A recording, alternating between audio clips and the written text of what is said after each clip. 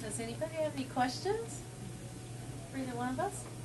How do you balance your life? Because I know that running your own business takes a lot of energy and it's passion and everything, but there's still needing time to spend time with your family and just being able to rest and so that you can run the business. Very good question, and it's an ongoing lesson.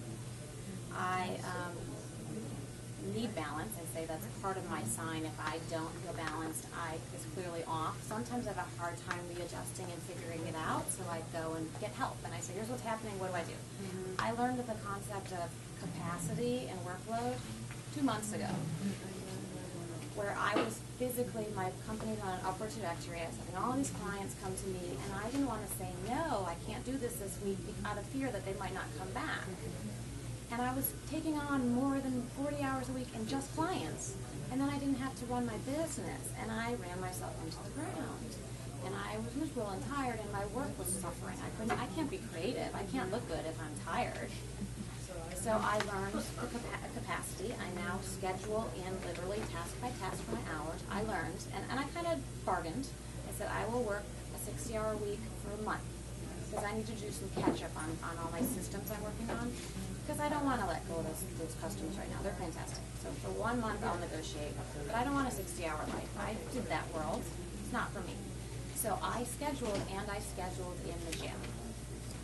And I scheduled in my end of day. And one thing I encourage is, what do I call it? It's like productive workout time. I use it as thinking time to solve a problem within my business, or reading on the treadmill, or whatever it might be that you do. If you're trying to create that habit, at least get yourself there and you're still working, but you're also getting exercise. And I've had to adjust that. Like the first week I put gym on every day, and I made it 0 days. And so the next week I decided, okay, I'm going to have 2 super long 12-hour days, and I won't go to the gym on that day. And then the other 3 will be a little shorter, and I'll go to the gym. And it worked. I also have been fortunate that I lost one of my shifts at the boutique. I only work 1 day. I now have a true weekend. Does my work run into it? Absolutely. But I get to choose when I do that. So it's not easy. You have to continue working on it. I'm a huge believer in continuing education. I do my own personal development, like half a day a weekend, where I'm working, or a weekend, half a day a month, where I'm working on a project where I'm learning something new. I believe in coaches. I believe in retreats. Tara just introduced me to a fantastic Reiki healer to make sure that my body's in alignment with my mental state. Like, I think you really have to round it out and be creative in how you take care of yourself. It's eating healthy. It's watching quality television.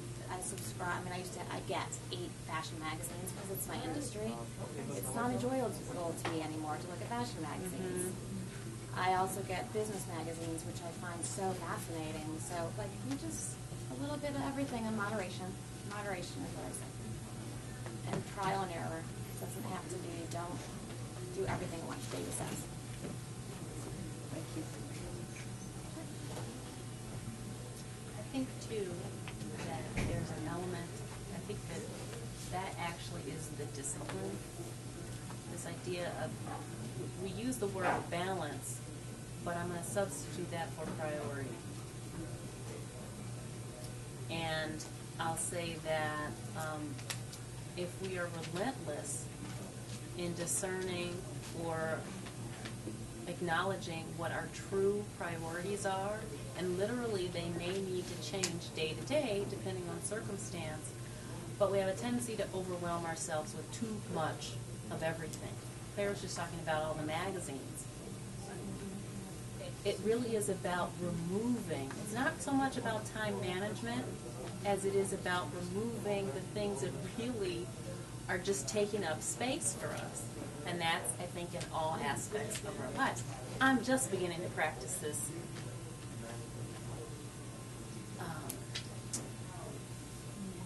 successfully, I will say. Now, I had to get an assistant. I had to start blocking my time. They're talking about scheduling in, seeing clients Tuesday through Thursday, so that I'm not out of my head the rest of the weekend. You know, I've got 2 beautiful children who, and don't ever let anybody tell you that they only need you when they're little. You know, they're 10 and 12, soon to be 11 and 13. I think they need you more in a different way. You know, it's much more exhausting, I think, for me today.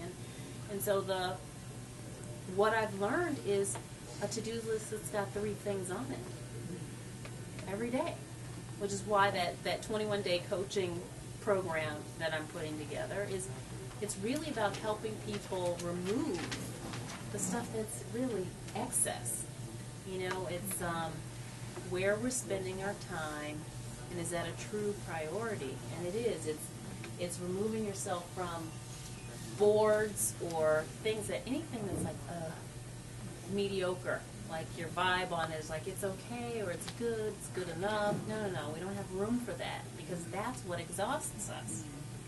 So it's really not so much time management as it is truthful prioritization and a willingness to let go of all that other stuff. 9 times out of 10 you won't even miss it. You know, it's like a big organizing tip is to go into your closet and anything you haven't worn in a year, just get rid of it. That's true, I think, about most everything. Cookbooks, stuff on your shelf that you know it's not going to be the first thing you reach for. Magazines, people. Honestly, how many times do people say to you, we should get together for lunch? And your heart's in it. But the truth is, it's really not going to happen. But you hold on to that. That stays in your energy field. So before you even commit yourself to that, bless them well. Send them a note. We don't even write notes anymore. I was just thinking about you. And the truth is, you're not likely to get together with them for lunch. You get together with the people you're going to get together with right now. You do it. So what do you tell them in the moment, though?